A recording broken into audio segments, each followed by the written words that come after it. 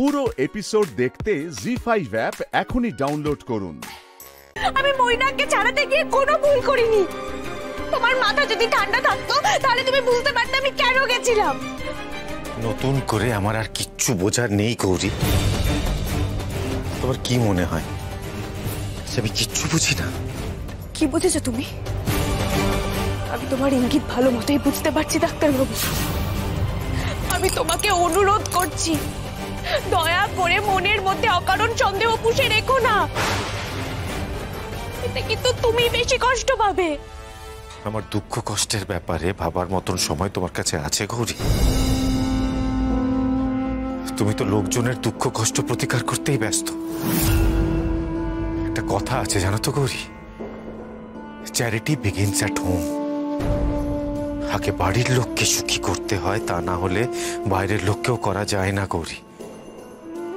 আর একটা কথা জেনে রাখো গৌরী, শুধুমাত্র আমি বলেই তোমার এই ধরনের অ্যাক্টিভিটিস এত দিন ধরে সহ্য করে গেছি। তুমি কি শুরু করলে ডাক্তারবাবু? তুমি আমাকে অপমান করছো বলে আমার যত না কষ্ট হচ্ছে, তার থেকেও বেশি কষ্ট হচ্ছে তুমি নিজেকে অপমান করছো বলে। আমি তো এই ডাক্তারবাবুকে চিনি না আমি। কি হয়েছে তোমার? কি হয়েছে সত্যি করে বলো তো? কেন এতটা বদলে গেলে? কেন আমাকে ভুল বুঝছো?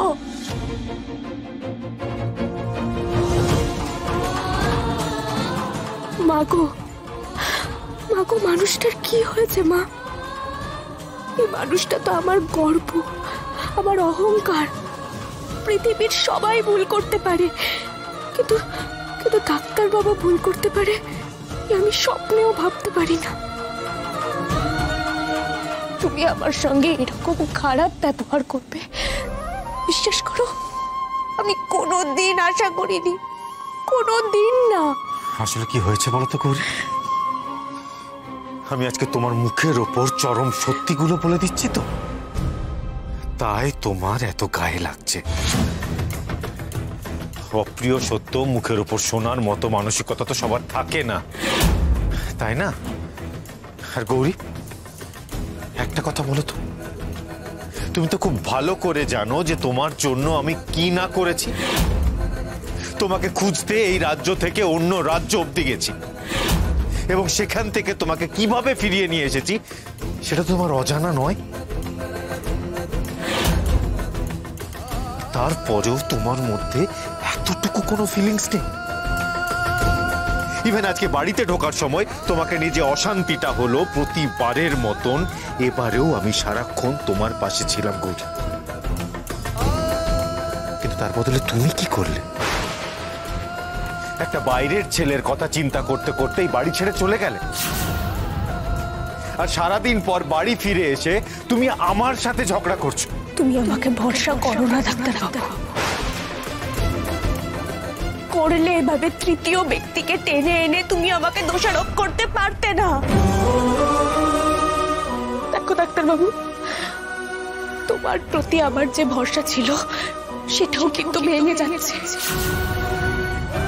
আমি তোমাকে অনুরোধ করছি, আমার এই ভরসা তুমি ভাঙতে দিও না দয়া করে।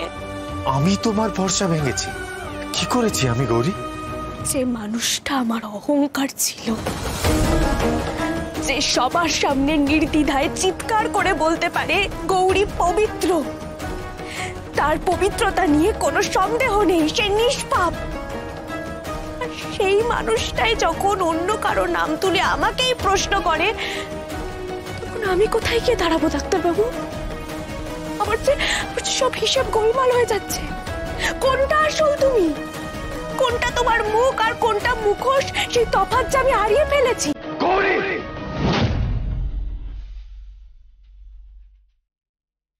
কি হলো? থামলে কেন?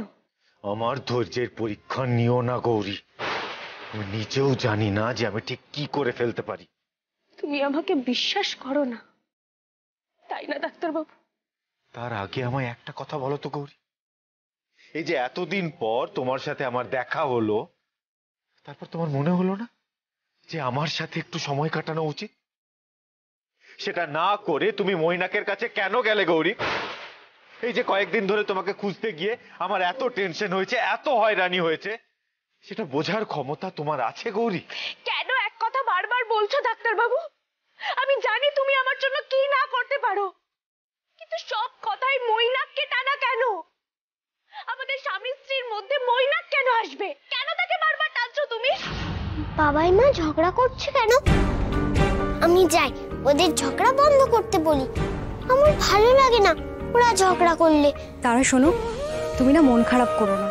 দেখো, বাবা মায়ের মধ্যে এরকম একটু আধটু ঝগড়া হয়েই থাকে, ওরা দেখবে নিজেরাই মিটিয়ে নেবে। তুমি না এখন এই ঘরে যেও না, তুমি একটা কাজ করো, তুমি আমার সঙ্গে চলো। চলো।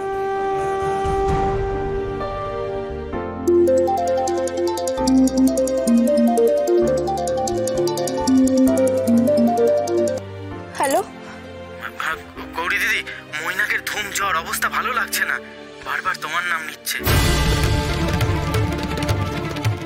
একবার এলে খুব ভালো হয়, আসবে? হ্যাঁ, আমি এক্ষুনি আসছি, তোমরা চিন্তা করো না।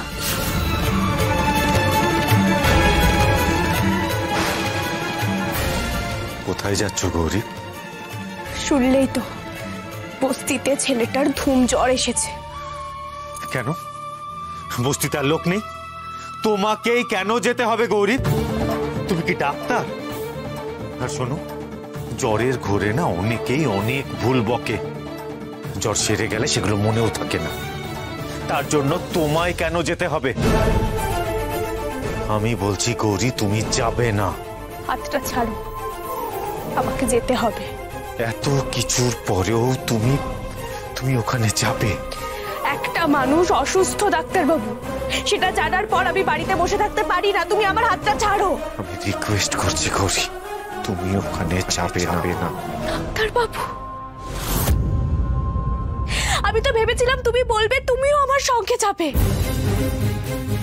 দয়া করো ডাক্তারবাবু, আমার চোখে নিজেকে আর ছোট করো না। বিশ্বাস করো, আমার কষ্ট হচ্ছে তুমি এভাবে নিজেকে নিজে ছোট করছো বলে। আমি এত কথা শুনতে চাইছি না গৌরী, তুমি ওখানে যাবে না, ব্যাস। তুমি সব কথা যুক্তি দিয়ে বিচার করো না। যুক্তি ছাড়া তো তুমি কিছু বিশ্বাস করতে চাও না। এখানে তোমার কিসের যুক্তি বলো? আমি বলেছি বলে। আমি আর ছোট নেই ডাক্তারবাবু। তুমি যখন আমাকে বিয়ে করে এই বাড়িতে এনেছিলে, তখন আমি তোমার সব কথা শুনেছি, মেনেও নিয়েছি।